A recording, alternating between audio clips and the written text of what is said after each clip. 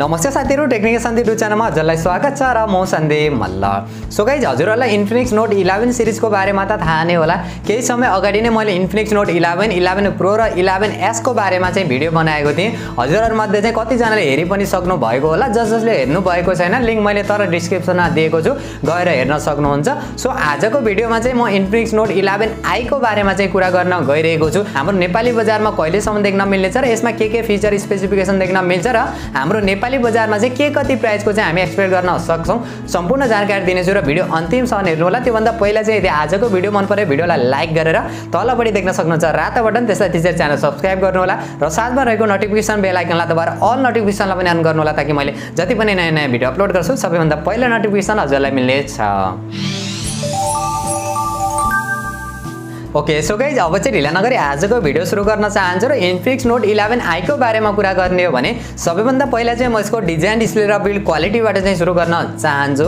6.95 इन्चको full HD plus IPS LCD display देख्न मिल्छ 60 हर्ट्जको चाहिँ रिफ्रेश रेटका साथ। यो कुराले चाहिँ अलिकति डिसअपोइन्ट चाहिँ गराएको छ। अहिलेको टाइममा चाहिँ कमसेकम 90 हर्ट्जको चाहिँ हामीले डिस्प्ले पाउनै पर्छ यो प्राइस सेगमेन्टमा, जस्तो चाहिँ मलाई लाग्छ। हजुरहरुलाई के लाग्छ त्यो पनि कमेन्ट गर्नु होला। अगाडिपट्टिको डिजाइनको बारेमा कुरा गर्ने हो भने ग्लासको देख्न मिल्छ, तर कुन ग्लासले चाहिँ प्रोटेक्सन गरेको छ यो कुरा चाहिँ कहीँ पनि मेन्सन गरेको चाहिँ छैन। 397 को चाहिँ पीपीआई पिक्सल डेन्सिटी देख्न मिल्छ। वाइड 1 L1 को पनि सपोर्ट देख्न मिल्छ। HDR10 को पनि सपोर्ट देख्न मिल्नेछ भने पछाडिपट्टिको डिजाइन र बिल्ड क्वालिटीको बारेमा कुरा गर्ने हो भने प्लास्टिककै डिजाइन देख्न मिल्छ, प्लास्टिककै फ्रेम देख्न मिल्छ, तर ग्लोसी फिनिशिङका साथ चाहिँ हामीले डिजाइन देख्न मिल्दैछ। अलिकति फिंगरप्रिन्ट बस्ने सम्भावना चाहिँ बढिरहन्छ।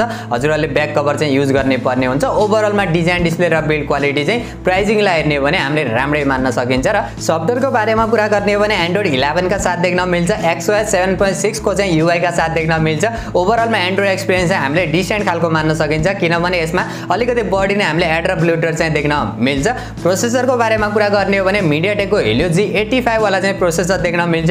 12 नैनोमिटर फेब्रिकेसनमा बनेको छ। 2.0 GHz को चाहिँ हामीले पिक क्लक स्पिड देख्न मिल्छ। ओभरअलमा पावर एफिसिएन्सी र एनर्जी एफिसिएन्सी चाहिँ हामीले राम्रै देख्न मिल्नेछ। र CPU र GPU को बारेमा कुरा गर्ने हो भने 2 कोर Cortex A75 र 6 कोर Cortex A55 को CPU देख्न मिल्छ भने AMD G52 MC2 को चाहिँ GPU देख्न मिल्छ। ओभरअलमा यो प्रोसेसरको बारेमा र यसको गेमिङ परफर्मेन्सको बारेमा कुरा गर्ने हो भने प्राइसिङलाई हेर्ने हो भने चाहिँ एकदमै कमालको मान्न सकिन्छ। यदि हजुरहरुलाई चाहिँ इन्फिनिक्स कम्पनीको तर्फबाट एउटा राम्रो बजेट गेमिङ स्मार्टफोनको वेटिङमा हुनुहुन्छ भने चाहिँ यो स्मार्टफोनको मजाले वेट गर्न सक्नुहुन्छ।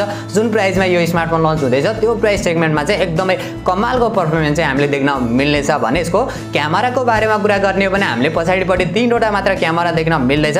जो मेन क्यामेरा चाहिँ 48 मेगापिक्सलको प्राइमेरी सेन्सर, सेकेन्ड र थर्ड क्यामेरा भने 22 मेगापिक्सलको एउटा माइक्रो सेन्सर र एउटा डेप्थ सेन्सर देख्न मिल्दैछ, जो हाम्रो कुनै कामका पनि छैनन्। र अगाडिपट्टिको सेल्फी क्यामेरा चाहिँ 16 मेगापिक्सलको देख्न मिल्दैछ।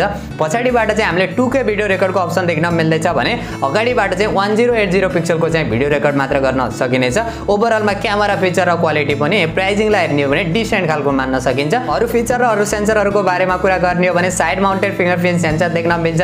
फेस अनलक सेन्सर देख्न मिल्छ। 3.5 mm को हेडफोन ज्याक देख्न मिल्नेछ। डेडिकेटेड माइक्रो एसडी कार्डको पनि सपोर्ट देख्न मिल्छ र ड्युअल स्टिरियो स्पिकरको पनि सपोर्ट देख्ने सम्भावना चाहिँ रहेको छ। यसको भने अहिले कुनै फिक्स चाहिँ छैन, कहीँ पनि मेन्सन चाहिँ गरेको छैन यो कुरालाई। तर यो प्राइस सेगमेन्टमा चाहिँ इन्फिनिक्सले ड्युअल स्टिरियो स्पिकर चाहिँ सधैँ दिने गरेको छ। सो यसमा पनि हामी एक्सपेक्ट चाहिँ गर्न सक्छौं। र ब्याट्रीको बारेमा कुरा गर्ने हो भने 5000 mAh को ब्याट्री देख्न मिल्छ। 18 वाट को charger USB type C port का साथ। ब्याट्री बैकअप पनि हामीले राम्रै देख्न मिल्छ। भेरिएन्टको बारेमा कुरा गर्ने हो भने हामीले दुईवटा भेरिएन्टका साथ चाहिँ देख्न मिल्नेछ, जो 4GB 64GB र 6GB 128GB का साथ चाहिँ देख्न मिल्नेछ। अब यिनीहरुको प्राइसको बारेमा कुरा गर्ने हो भने चाहिँ प्राइस चाहिँ एकदमै कमालको हुनेवाला छ, किनभने जुन प्राइसमा चाहिँ अरु कन्ट्रीमा लन्च हुने तयारी गरिरहेको छ र जुन प्राइसको हामीले नेपाली बजारमा एक्सपेक्ट गरेका छौं त्यो प्राइस चाहिँ एकदमै एग्रेसिभ रहेको छ।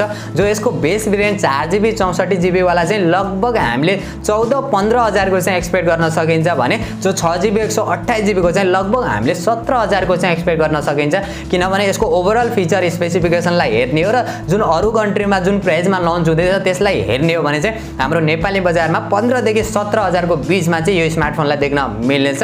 यदि यही प्राइसमा नै नेपाली बजारमा देख्न मिल्यो भने चाहिँ यो प्राइस सेगमेन्टको सबभन्दा पावरफुल गेमिङ स्मार्टफोन चाहिँ मान्न सकिन्छ। एकदमै कमालको गेमिङ परफर्मेन्स चाहिँ हामीले यसमा देख्न मिल्नेछ। अब नेपाल लन्च डेटको बारेमा कुरा गर्ने हो भने अहिले नेपाल लन्च डेटलाई लिएर भने कुनै अफिसियली अपडेट चाहिँ आएको छैन।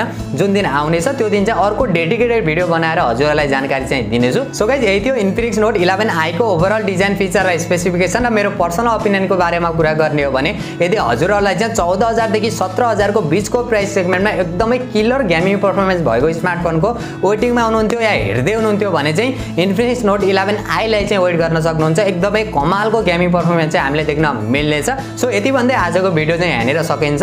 सो हजुरहरू मध्ये चाहिँ कतिजना इन्फिनिक्स नोट 11 सिरिजलाई वेट गरेर बस्नु भएको छ त्यो भने कमेन्ट गर्नु होला र यदि आजको भिडियो मन परे भिडियोलाई लाइक गरेर तलपट्टि देख्न सक्नुहुन्छ रातो बटन त्यसलाई थिचेर च्यानल सब्स्क्राइब गर्नु होला र साथमा रहेको नोटिफिकेसन बेल आइकनलाई दबाएर अल नोटिफिकेसनलाई पनि अन गर्नु होला ताकि मैले जति पनि नयाँ भिडियो अपलोड गर्छु सबैभन्दा पहिला नोटिफिकेसन हजुरलाई मिल्नेछ।